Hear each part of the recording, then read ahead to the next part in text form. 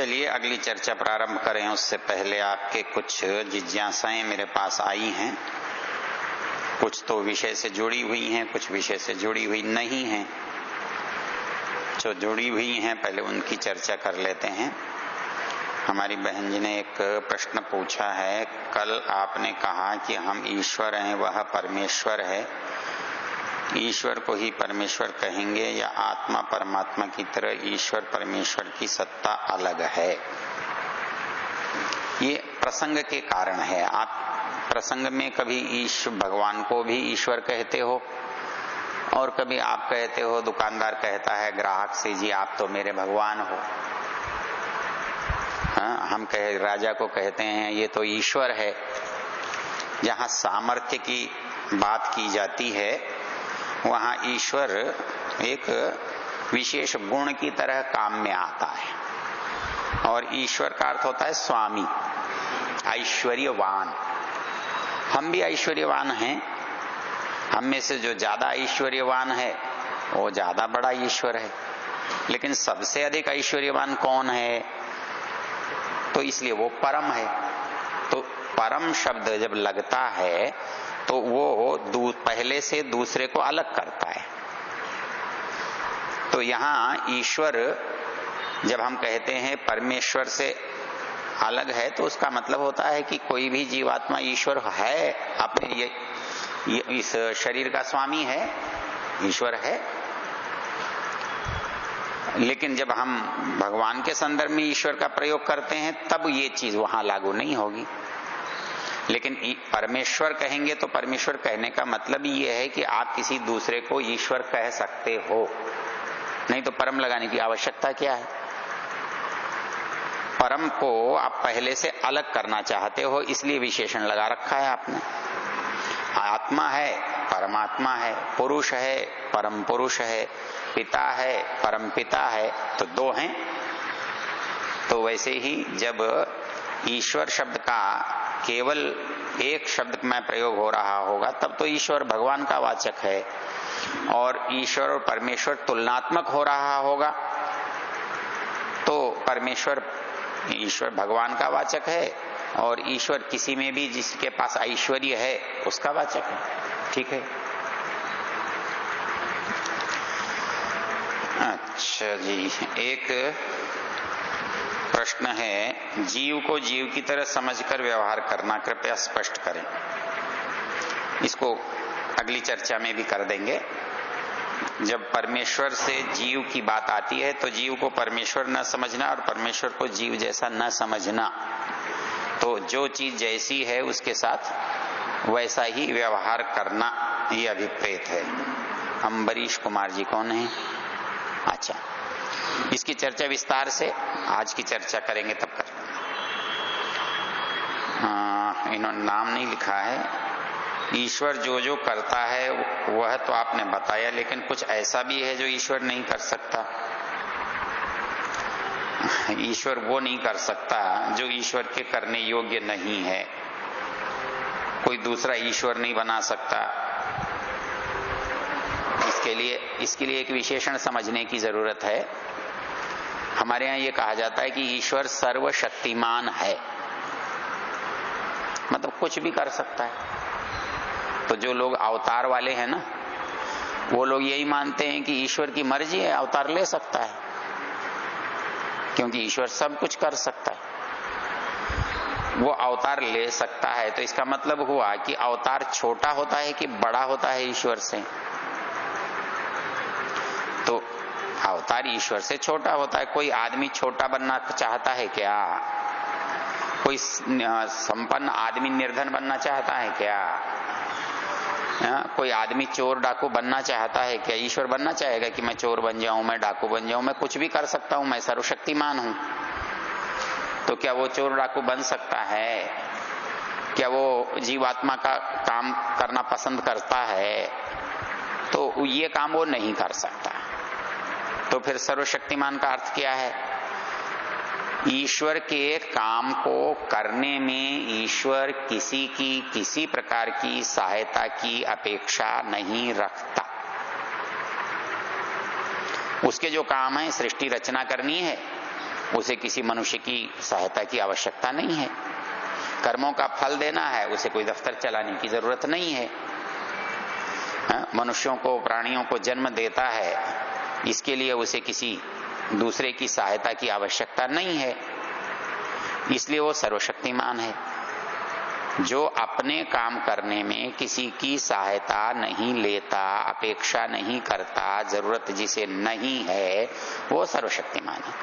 लेकिन कुछ लोग जो हैं, सर्वशक्तिमान का शाब्दिक अर्थ होता है जो कुछ भी कर सकता हो। अब कुछ भी तो उल्टा सीधा भी कर सकता है, अपने को मार भी सकता है, 2-4 ईश्वर बना सकता है, आदमियों को ईश्वर में बदल सकता है। तो ये काम ईश्वर के करने योग्य नहीं है, इसलिए वो ऐसा सर्वशक्तिमान नहीं है कि उल्टा सीधा करे, वो केवल सीधा करता है। ईश्वर जीव प्रकृति का श्लोक बोर्ड पर लिखवा देंगे, कोई बात नहीं। आज यज्ञशाला में दिए प्रवचन में आचार्य चरक ने विद्वानों की सभा का क्या नाम दिया, किसका है ये? अच्छा, ये तद्विद्य संभाषा परिषद, तत् विद्य संभाषा परिषद। तत् मतलब उस विद्या को जानने वाले लोगों की सभा, उस विषय के विशेषज्ञ। तत् विद्य संभाषा परिषद। और जो ये पंक्ति थी, मैवम वोचत तत्वम ही दुष्प्रापम पक्ष संश्रयात, लिखवा देंगे आपको भैया, एक पंक्ति लिख देना बोर्ड पर। मैवम वोचत,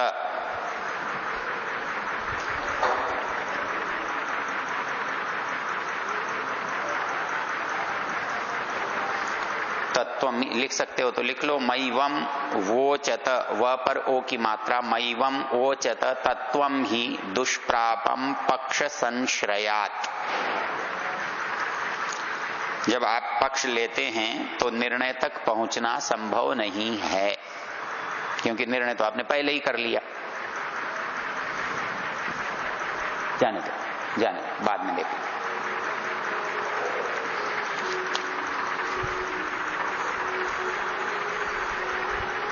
ये अग्निहोत्र की बात पूछी है, कौन है ये? द्वारकादास चौधरी, क्या है, नरपत दास या क्या नाम है? आप हैं? अच्छा, ये तो बहुत सारे प्रश्न आपने पूछ डाले। अग्निहोत्र क्यों करना, किस लिए करना, कैसे करना, किसकी लाभ की जानकारी के लिए करना, एक बार फिर बताओ।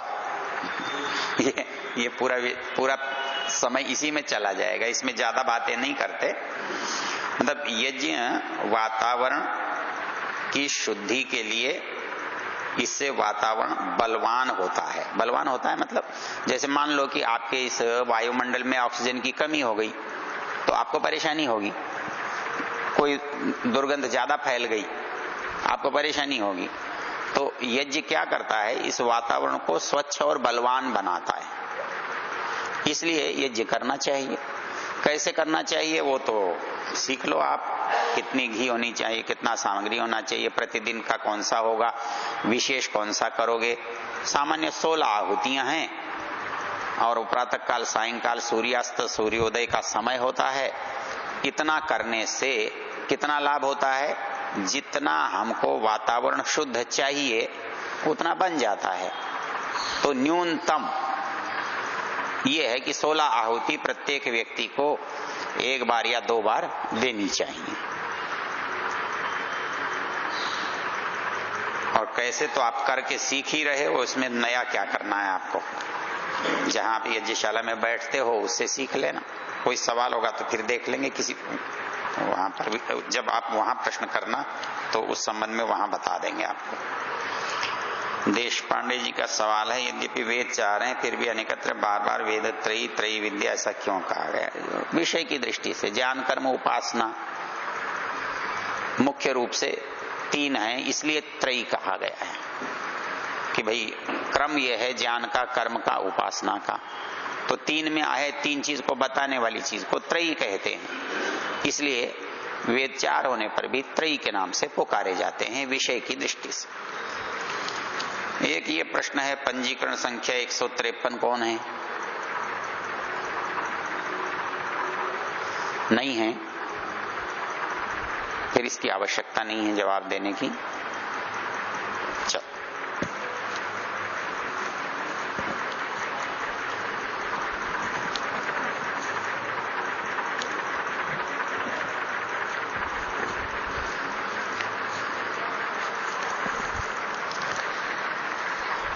कल जिस मंत्र की चर्चा की थी उसमें तीनों की बात थी, ईश्वर भी, जीव भी और प्रकृति भी।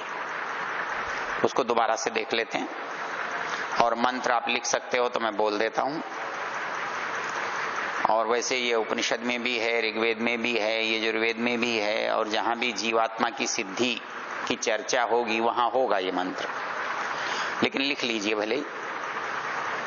द्वा सुपर्णा सयुजा सखाया, द्वा सुपर्णा सयुजा सखाया, समानम वृक्षम परिषस्व जाते, समानम वृक्षम परिषस्व, कहीं लिखा होगा, देखो वो लिखा हुआ है, द्वा सुपर्णा सयुजा सखाया समानम वृक्षम परिषस्व जाते, तयोरन्यः पिप्पलम स्वाद्वत्ति अनश्नन्नन्यः अभिचाकशीति। ठीक कर लेना जो भी उससे देख करके।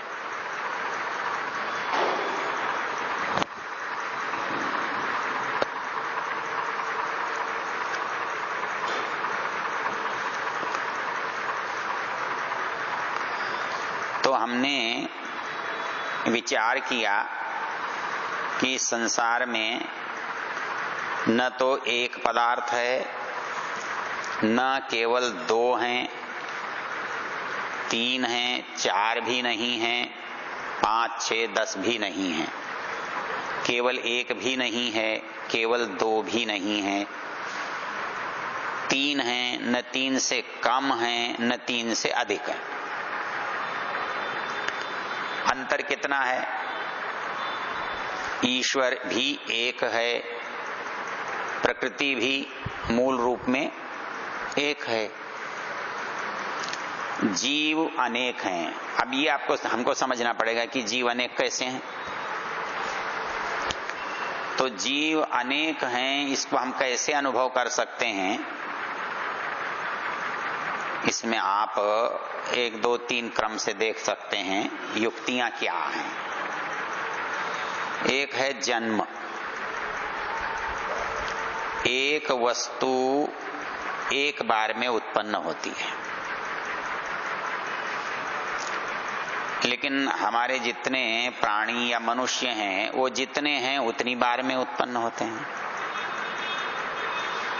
यदि ये एक होते, एक साथ ही पैदा होते, लेकिन एक साथ तो नहीं होते। और यदि एक साथ पैदा नहीं होते तो ये एक साथ मरते भी नहीं। यदि एक ही प्राण है तो मरेगा तो एक बार में मर जाएगा, पैदा होगा तो एक बार में पैदा होगा। लेकिन हम 1000 आदमी बैठे हैं तो 1000 न तो एक साथ मरते हैं, न 1000 एक साथ पैदा होते हैं। इसलिए क्या है कि हम एक नहीं हैं, हम अलग अलग हैं। फिर ऐसा तो है नहीं कि हमारी आंख फूट गई तो दूसरे को दिखना बंद हो जाएगा, हम अंधे हो गए तो दूसरा अंधा हो जाएगा, हमको नहीं दिखता तो दूसरे को क्यों दिखता है? यदि हम एक हैं तो जो चीज हमारे साथ हो रही है वो सबके साथ होनी चाहिए, लेकिन ऐसा नहीं है। प्रत्येक की इंद्रियां अलग अलग हैं, उनका दृष्टा, उनका परिणाम दोनों का अलग अलग है। एक चीज को देखकर एक आदमी प्रसन्न होता है, एक उसी को देखकर दूसरा आदमी दुखी होता है। एक आदमी किसी मनुष्य को आता हुआ देखकर समझता है मेरा मित्र आया है, प्रसन्न होता है। वही व्यक्ति यदि ये समझता है कि ये मेरा शत्रु है तो दुखी होता है। तो सबके साथ ये व्यवहार भिन्न भिन्न हो रहा है। इसलिए जीवात्मा एक नहीं है। और कर्मों से भी ऐसा ही अनुभव करते हैं। कोई अच्छा करता है, कोई बुरा करता है, कोई वेद पढ़ता है, कोई हवन करता है, कोई चोरी करता है। यदि हम एक होते तो हमारे विचार भी एक जैसे होते, हम एक जैसा ही करते, लेकिन ऐसा करते नहीं है, ऐसा होता नहीं है। तो इससे पता लगा कि हम सब अलग अलग अस्तित्व वाले हैं। हमसे परमेश्वर की कुछ समानता है और कुछ भिन्नता। समानता क्या है कि वो भी चेतन है, हम भी चेतन हैं, ये तो हमारी समानता है। भिन्नता क्या है? वो सर्वव्यापक है, सर्वशक्तिमान है, ये हमारे साथ नहीं है। न तो हमारा अस्तित्व सब स्थानों पर एक साथ रहता है, न हमारे पास ज्ञान सबका एक साथ है, न हमारे पास शक्ति इतनी है कि हम कुछ भी कर सकते हो, हमारी सीमा है। तो ये हमारी उससे भिन्नता है। हम एक देशी हैं, एक देशी मतलब एक जगह रहने वाला। हम एक देशी हैं, वो सर्वव्यापक है। हम अल्पज्ञ हैं, वो सर्वज्ञ है। हम अल्प शक्ति वाले हैं, वो सर्वशक्तिमान है। तो जो एक के गुण होते हैं वो हमारे में नहीं है। इसलिए हमारा सब कुछ कम है, छोटा है, अधूरा है। चेतन होने से उसको पता रहता है, हमको भी पता रहता है, लेकिन उसकी चैतन्यता सब जगह है, इसलिए उसे सब कुछ पता रहता है। हमारी थोड़े से स्थान पर है, इसलिए कुछ कुछ पता रहता है, कुछ पता नहीं रहता है। हमारा ज्ञान थोड़ा है, इसलिए सामर्थ्य भी थोड़ा है। उसका ज्ञान पूरा है, इसलिए उसका सामर्थ्य भी पूरा है। तो इसको हमने पहले दिनों से आपको बताया था मैंने कि भाई परमेश्वर जिन कामों को करता है वो काम हम नहीं कर सकते। क्या क्या करने को बताया था? वो सृष्टि की उत्पत्ति करता है, सृष्टि का संचालन करता है, सृष्टि का प्रलय संहार करता है, वेद का ज्ञान देता है और कर्मों का फल देता है। ये परमेश्वर के काम है। अब बाकी हम उसे अपनी प्रार्थना पत्र दे दें कि तू मेरे बच्चे की शादी करा दे, कि तू मेरे बेटे की नौकरी लगा दे, ये उसके कामों में शामिल नहीं है। ये एक व्यवस्था का हिस्सा है, आपके पुरुषार्थ से, प्रयत्न से जुड़ी हुई चीज है। तो आप जो नहीं करता उपासना, उसको भी प्राप्त होता है।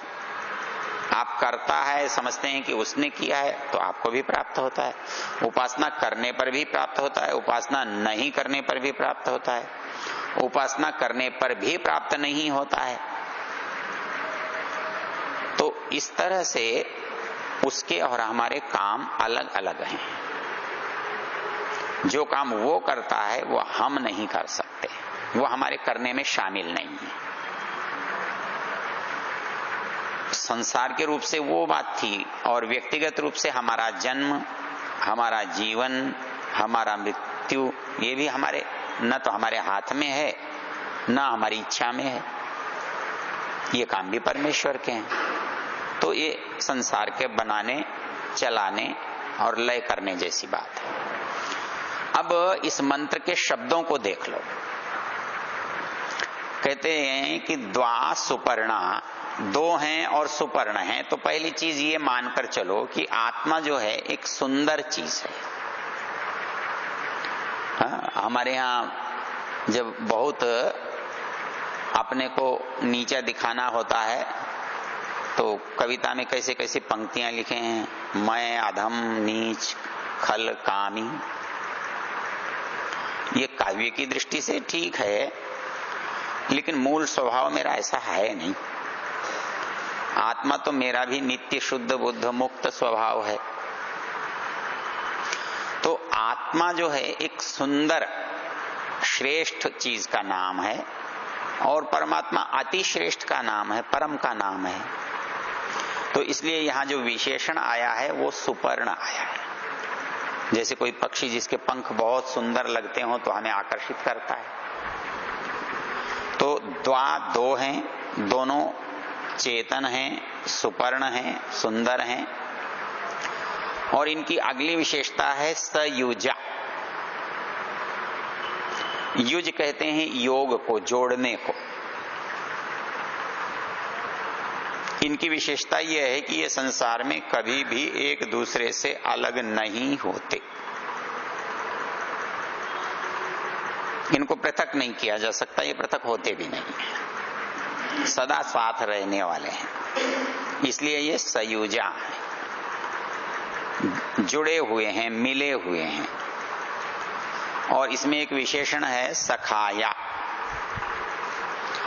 मतलब ये साथ रहने पर भी विरोधी हो सकते हैं। हम पड़ोसी के साथ रहते हैं, लेकिन पड़ोसी से हमारी नहीं बनती। हम घर में साथ रहते हैं, लेकिन घर में हमारी भाइयों से, पिता से, माँ से नहीं बनती। पिछले दिनों मैं भुवनेश्वर उड़ीसा में गया,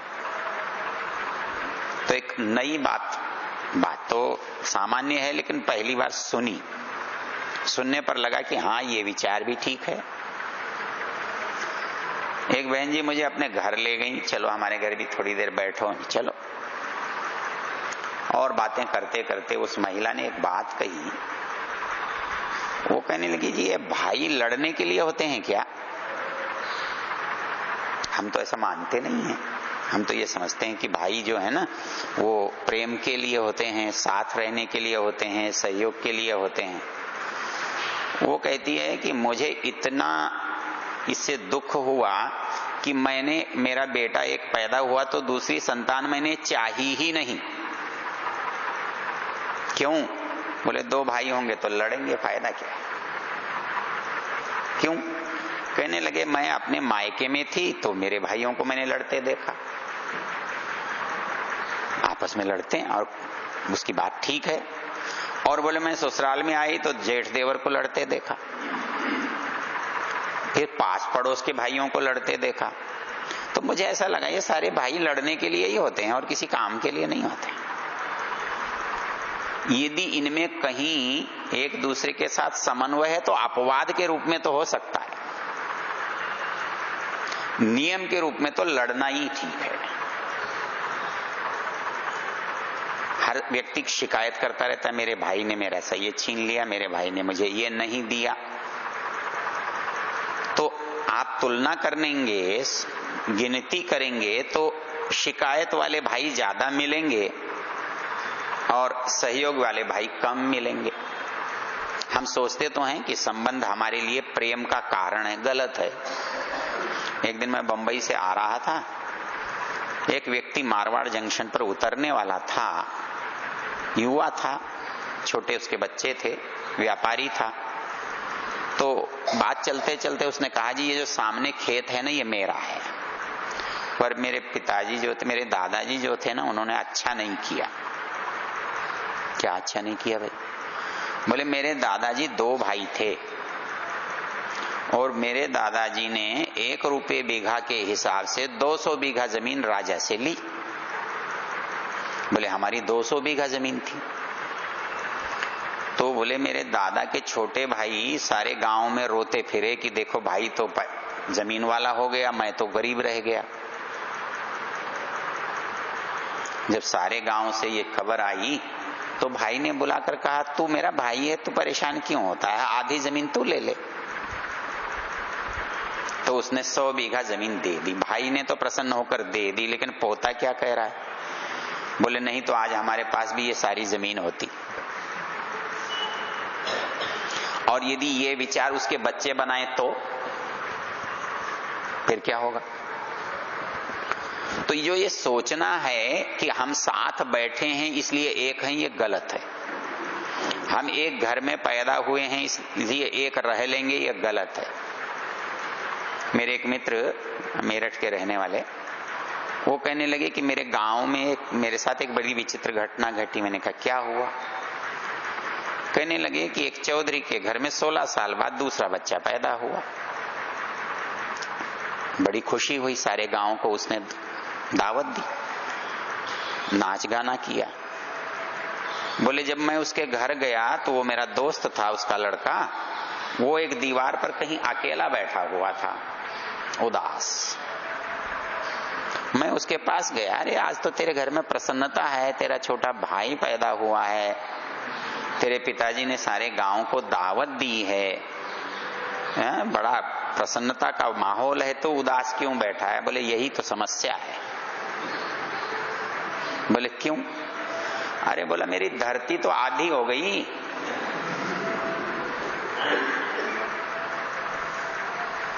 अब बताओ क्या करोगे?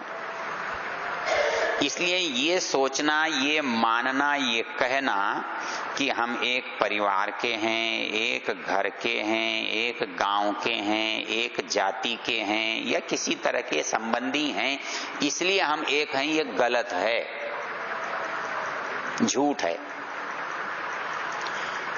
लड़ाई होगी निश्चित, चाहे बाप बेटे की हो, भाई भाई की हो, माँ बेटे की हो, बहन की हो, किसी की भी हो। कब होगी? जब स्वार्थ टकराएंगे, तब ना भाई भाई रहता है, ना बाप बाप रहता है, कोई कुछ नहीं रहता। जब स्वार्थ बीच में आ जाता है तो संबंधों का कोई अर्थ नहीं है। संबंध स्वाभाविक प्रेम का कारण नहीं है। जब तक स्वार्थ नहीं टकराएगा तब तक तो प्रेम है ही है, किसी से भी है। लेकिन जिस क्षण किसी से भी स्वार्थ टकराएगा उस दिन वो हमारा नहीं होगा। तो मंत्र ये कहता है कि भगवान के साथ मेरा संबंध इसलिए अलग है कि मैं उसका विरोध कर सकता हूं, लेकिन वो कभी मेरा विरोध नहीं करता। सखाया, बोले मैं कितना भी बुरा हूं, उसको मैं गाली भी देता हूं, मैं निंदा भी करता हूं, मैं उसको नहीं भी मानता हूं, तो वो कभी मेरे साथ बुरा करता ही नहीं है। क्यों नहीं करता? करना चाहिए उसे। कोई बुरा करता है तो करना चाहिए ना, क्योंकि एक तो वो न्यायकारी है और दूसरा वो पिता है। मतलब भगवान गलत क्यों नहीं कर सकता? इसलिए स्तुति प्रार्थना उपासना में एक मंत्र में 4 शब्द आप पढ़ते हो। वह हमारा राजा है, वो हमारा न्यायाधीश है, वो हमारा आचार्य है, वो हमारा माता पिता है। इनमें से एक भी संबंध ऐसा नहीं है जो मेरा बुरा चाहे। मेरे माता पिता मेरा बुरा नहीं सोच सकते, मेरे आचार्य मेरा बुरा नहीं सोच सकते, मेरा न्यायाधीश मेरे साथ अन्याय नहीं कर सकता, मेरा राजा मुझे दुखी नहीं करना चाहेगा। तो जिसमें चारों है वो मुझे बुरा क्यों करेगा? इसका एक अच्छा उदाहरण, एक घर में मैं बैठा हुआ था, 2 भाइयों में अनबन थी और एक भाई का कहना था कि ये भाई मेरे साथ अन्याय कर रहा है। हम बैठे थे, उनके माता पिता भी बैठे थे, तो मैंने पिताजी से कहा, मैंने कहा आप क्यों अन्याय होने देते हैं? उस दिन मेरी समझ में आया कि कोई बाप न्याय क्यों नहीं कर सकता।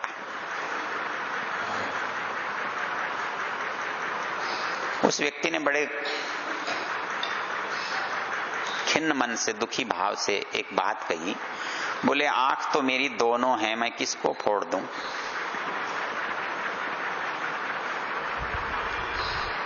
मेरी दोनों आंखों से मैं उतना ही प्रेम करता हूं। मैं ये कैसे कर सकता हूं कि एक आंख को बंद करूं या दूसरे को खोलूं? ये मेरे लिए तो संभव नहीं है। ये आपस में ठीक है, जो करना चाहे करें। तो हम कई बार आशा करते हैं कि हमारे माता पिता क्यों नहीं समझते कि ये अन्याय घर में हो रहा है, इसे ठीक क्यों नहीं होने देते। ये बात तब समझ में आती है जब आप स्वयं उस पद पर हो। एक बार हमारे गुरुजी थे, अभी उनका देहांत हुआ, राजवीर शास्त्री। बचपन में हमको पढ़ाते थे, बड़े कठोर थे नियमों के। जितना पाठ याद किया ठीक है, नहीं याद किया गिनती करके उतने डंडे तो उनको मारने ही हैं। 25 सूत्र रोज याद करने हैं, 10 कम हुए तो 10 डंडे खाने हैं, 15 कम हुए तो 15 खाने हैं। तो बड़े कठोर थे। आगे चलकर ऐसा हुआ कि वो एक गुरुकुल में पढ़ा रहे थे और हमारे साथी वहां आचार्य थे। उन्होंने कहा, शास्त्री जी, जब हम बच्चे थे तब आप हमको बहुत मारते पीटते थे, अब क्यों नहीं मारते पीटते? आपकी क्लास में बच्चे उधम करते रहते हैं। अनुशासन तब तो आप बहुत कड़ा रखते थे, अब अनुशासन क्यों नहीं रखते हो? तो उन्होंने एक बड़ा मार्मिक शब्द कहा। बोले, तब हम पिता नहीं थे, तब हम पिता नहीं थे। इसलिए जब तक व्यक्ति स्वयं पिता न हो, स्वयं माता न हो, तब तक वो व्यवहार वो कर ही नहीं सकता है। तो आप एक कल्पना करके देखो कि वो परमेश्वर हमारा माता भी है, पिता भी है, आचार्य भी है, सखा भी है, गुरु भी है, राजा भी है, न्यायाधीश भी है, और हम सबका है। अब एक बात समझ के देखो, मैं ये कहता हूं, भगवान प्रार्थना करता हूं, भगवान ये चीज इसे मिली है, मुझे मिलनी चाहिए, मुझे दे दे। दे देगा क्या? क्यों नहीं देगा? न्यायकारी है इसलिए नहीं देगा। तो माता पिता भी तो नहीं देते, मतलब उससे छीनना भी तो अपने बच्चे से ही छीनना है, और इसको देना भी अपने बच्चे को देना है। बताओ कैसे न्याय होगा? तो हम परमेश्वर से ये आशा करते हैं कि उसका नुकसान हो और मेरा भला हो। कैसे होगा? कैसे कर सकता है वो, जब एक लौकिक पिता माता ऐसा नहीं कर सकते। सामान्य नियम रहता है कि बच्चा जो है, बड़े पिता बड़े बच्चे से ज्यादा स्नेह करता है और माँ छोटे से ज्यादा करती है, ऐसा सामान्य नियम है। लेकिन वो फिर भी आहित तो नहीं कर सकते। किसी को न्याय करने को उनको कहो तो माता पिता के बस की बात नहीं होती कि वो न्याय कर दें। उनका मन कहीं ना कहीं किसी न किसी के साथ, और खास तौर से जो जितना कमजोर होता है माता पिता, उसके उतने साथ होते हैं। उसकी लाख गलतियां भी उन्हें माफ लगती हैं। तो एक लौकिक माता पिता का ऐसा विचार और व्यवहार होता है, तो हम उस परमेश्वर से अन्याय की, पक्षपात की आशा कैसे कर सकते हैं? ये माँ बाप तो अन्याय कर सकते हैं क्योंकि ये अल्पज्ञ हैं, ये अज्ञानी हैं, ये मोह से ग्रस्त हैं। मोह के कारण, अज्ञान के कारण भूल होती है, हो सकती है, स्वार्थ से हो सकती है, मनुष्य हैं। लेकिन वो तो सर्वज्ञ है, न्यायकारी है, दयालु है। तो मुझ पर दया करके किसी पर हिंसा करेगा क्या? दया मुझ पर करेगा तो दया दूसरे पर क्यों नहीं करेगा? वो भी उसका उतना ही अपना है। सयुजा सखाया, वो सयुजा साथ है, वो भी उससे अलग नहीं है। चलो जी, एक बेटा घर में रहता है, माँ बाप उससे ज्यादा जुड़े हैं, एक बेटा परदेश में है, उसकी उन्हें चिंता नहीं है, ऐसा हो सकता है। लेकिन परमेश्वर के साथ तो ये नहीं हो सकता। कहीं भी कोई भी रहेगा है तो उसके साथ, उससे जुड़ा हुआ। तो ये सयुजा, और उसको तो सदा उसका भला ही सोचना है। वो सखा है, वो मित्र है। मित्र कई बार दूसरा मित्र नाराज भी हो जाता है, दूर भी चला जाता है, लेकिन यदि मन में मित्रता का भाव है तो उसको वो क्षमा ही कर देता है, उसके प्रति उदारता ही रखता है, उसकी बात को सहन ही करता है। तो इसलिए परमेश्वर कभी बुरा कर नहीं सकता, उसके द्वारा बुरा हो नहीं सकता। हम ऐसा समझते हैं कि परमेश्वर इसका अलग है और मेरा अलग है, तो मेरा परमेश्वर मेरे लिए तो बहुत कुछ कर सकता है, वो इससे छीनकर भी मुझे दे सकता है। लेकिन हम भूल जाते हैं कि इसका भी और मेरा भी परमेश्वर तो एक ही है। निर्णय तो हम दोनों के बीच में करना है, उसे कैसे गलत कर सकता है वो। इसलिए ये जो है ना, पाप क्षमा करवाना, दूसरे का बुरा करना, दूसरे के बुराई के लिए जप करना, हवन दूसरे के मारने के लिए करना, ये कैसे संभव है? द्वा सुपर्णा सयुजा सखाया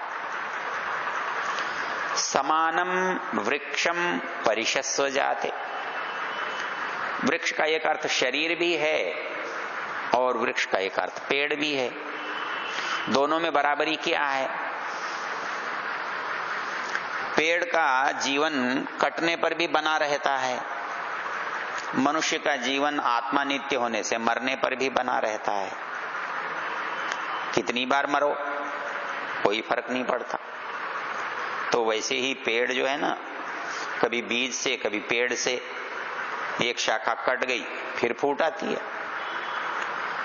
तो वैसे ही मनुष्य का हाल है, ये मर भी जाए तो मरता क्या है? शरीर ही तो मरता है, आत्मा तो मरता नहीं। ये आत्मा से फिर नए शरीर के साथ पैदा हो जाता है। इसलिए शरीर को भी वृक्ष कहते हैं, दोनों में समानता होने से। समानम वृक्षम परिशस्व जाते, इस पूरे शरीर में संपूर्ण रूप से विद्यमान है। जीवात्मा का सामर्थ्य पूरे शरीर में है, भले ही वो अणु है, एक देशी है, लेकिन उसका अधिकार, उसकी पहुंच, उसकी पकड़, उसके साधनों से पूरे शरीर में है। और व्यापक होने से परमात्मा भी इस पूरे शरीर में है। तो समानम वृक्षम परिशस्व जाते, दोनों ने इस शरीर को इस हद तक अपना रखा है जैसे कोई आलिंगनबद्ध व्यक्ति दूसरे को अपने निकट रखता है। अंतर क्या है? तयोर अन्यः पिप्पलम स्वादु अत्ति, पिप्पलम फलम, अन्यः दूसरा, लेकिन फल के लिए यहां बुरा नहीं कहा। सामान्य रूप से हमारे जो संसार से विमुख होने वाले लोग हैं, वो संसार के लिए बड़े कटु शब्दों का प्रयोग करते हैं, लेकिन यहां संसार को गलत नहीं बोला। स्वादु फलमत्ति, ये संसार में जो फल हैं वो आकर्षित करने वाले, अच्छा लगने वाले, सुंदर हैं। वो स्वादु नहीं तो आदमी चाहेगा क्यों? आदमी ने पेड़ लगाया और पहली बार फल आया तो कड़वा निकला, उस पेड़ को रखेगा वो? जब तक फल स्वादु न हो, आकर्षित करने वाले न हो, लाभदायक न हो, तब तक कौन रखेगा उसे? तो संसार में हम आए हैं तो संसार में रहने के लिए संसार का अच्छा होना बहुत आवश्यक है। ये संसार यदि हमें अच्छा न लगे तो कोई आत्महत्या कर लेता है, कोई जल के मर जाता है, कोई बीमार होकर मर जाता है, मरना चाहता है, यहां से भागना चाहता है। लेकिन चींटी से लेके हाथी तक सामान्य रूप से कोई मरना नहीं चाहता। यदि ये बुरा होता तो फिर मरने में क्या बुराई थी? अच्छा था, पीछा छूट जाता। लेकिन शरीर में सबसे ज्यादा कष्ट हमें कब होता है? जब हम मरते हैं, क्योंकि हम इस शरीर को छोड़ना नहीं चाहते। जैसे किसी बालक से कोई प्रिय वस्तु यदि हम छुड़ाने का यत्न करें तो उसको बड़ा कष्ट होता है, बहुत रोता है, भले ही वो उसके हित की काम बात हम कर रहे हो। वही हाल परमेश्वर ने हमारे साथ कर रखा है। इस संसार से हमको जोड़ने के लिए, इस संसार के सुखों से हमको परिचित नहीं कराया होता तो फिर हम संसार में रहने की इच्छा ही क्यों करते? लेकिन इस संसार में कितने भी दुख पाकर हम रहना पसंद करते हैं। हम कितने बीमार हो जाते हैं, कितने अशक्त हो जाते हैं, कितने निर्धन हो जाते हैं, कितने कष्ट विपत्तियों में पड़ जाते हैं। लेकिन पराजित हुआ व्यक्ति भले ही आत्महत्या कर ले, लेकिन जीवन को छोड़ना कोई नहीं चाहता। तो ये जो स्थिति है वो तयोरन्यः पिप्पलम स्वादुवत्ति, उसमें एक जो है वो इस संसार के स्वादु फलों का अति उपभोग करता है, खाता है, और दूसरा क्या करता है? अनश्नन अन्यः अभिचाकशीति, न अश्नन, न खाते हुए, उपयोग न करते हुए, उपभोग न करते हुए। क्यों? कि उपभोग वो करेगा ना जिसमें कमी है। मेरा पेट भरा हुआ है तो मैं क्यों खाऊंगा? मैं तृप्त हूं तो क्यों खाऊंगा? हाजी मिठाई बहुत अच्छी है, बोले नहीं भाई दिल भरा हुआ है नहीं खाते। हाजी ये खा लो ना, बहुत अच्छी चीजें हैं भैया, जगह नहीं। यदि मैं तृप्त हूं तो क्यों खाऊंगा? जो परमेश्वर समस्त तरीके से तृप्त है वो संसार को क्यों उपयोग में लेगा? हाँ, उपयोग में वो जरूर लेगा जिसके पास कमी है, और कमी वाला कौन है? प्राणी है, मनुष्य है। तो इस संसार को अश्नन, खाते हुए, एक तो खा रहा है, दूसरा अनअश्नन, न खाते हुए। तो परमेश्वर क्या करता है? अनअश्नन, न खाते हुए, अभिचाकशीति, देख रहा है, खाली दृष्टा है वो, अच्छी तरह से देख करके जान रहा है। तो देखेगा तो क्या करेगा भाई? गलत करेगा तो रोकेगा ना, अच्छा करेगा तो उत्साहित करेगा ना। तो इसलिए स्वामी जी महाराज एक विशेष बात कहते हैं। उसने पूछा जी हम काम करते हैं तो बुरा काम करते हैं, और बुरा काम करते समय हमारे माता पिता हमारे साथ हों, हाँ, पुलिस वाला हमारे साथ हो, तो हम थोड़े ही जिम्मेदार होते हैं। माता पिता को जिम्मेदार होना चाहिए, पुलिस को होना चाहिए, अधिकारी को होना चाहिए। तो यदि हम बुरा काम कर रहे हैं और परमेश्वर हमारे साथ है तो परमेश्वर को उत्तरदायी होना चाहिए, पाप पुण्य परमेश्वर को लगना चाहिए। वो भला आदमी रोक भी तो सकता था, नहीं रोकता तो ये उसकी गलती है, हमारे पास खड़ा है और हमें नहीं रोकता। इस पर स्वामी ऋषि दयानंद ने एक जगह लिखा है, बल्कि सत्याप्रकाश में 3 जगह लिखा है कि परमेश्वर रोकता है लेकिन हमको सुनने की आदत नहीं है। कैसे रोकता है? स्वामी जी कहते हैं जब कोई व्यक्ति बुरा करता है या बुरा करने की सोचता है तो उसके मन में 3 बात आती हैं: भय, शंका, लज्जा। और वहां जोर देकर एक वाक्य लिखा है, यह जीवात्मा का नहीं है, यह प्रेरणा परमेश्वर की ओर से ही होती है। ये विशेष व्याख्या के साथ लिखा है।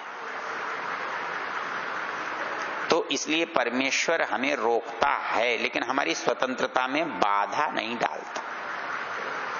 बच्चा बड़ा हो जाता है, बाप छोटा होता है तो थप्पड़ मार के रोक लेता है, और बच्चा बड़ा हो जाता है तो कहता है तेरी मर्जी है तो गलत। तो वैसे ही परमेश्वर बताता है कि ये गलत है, और जब अच्छा काम करते हैं तो क्या होता है? आनंद, उत्साह और निर्भयता, ये हमारे मन में परमेश्वर की ओर से आती है। तो इस मंत्र में ईश्वर, जीव और प्रकृति तीनों का साथ, तीनों के काम, तीनों का संबंध, ये हमको बताया है। और कोई प्रश्न हो तो फिर आप पूछ लेना बाद में। आज की बात को यहाँ विराम देते हैं। धन्यवाद।